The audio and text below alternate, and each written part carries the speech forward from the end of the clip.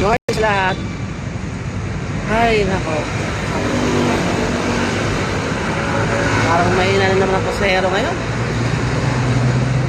Dito din tayo sa kalsada, nagbabalik.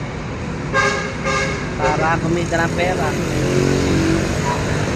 Nakalabas ko pa lang. Mga 8:30. Kaso, wala pa akong mukhang pasahero. Kaya dito muna ako sa gilid ng kalsada, nag-aabang. Ngayon ako sa Congressional Avenue. Ngayon ay Sabado. So sana may dami tayo mukhang pasahero. Napakita ko sa iyo paligid.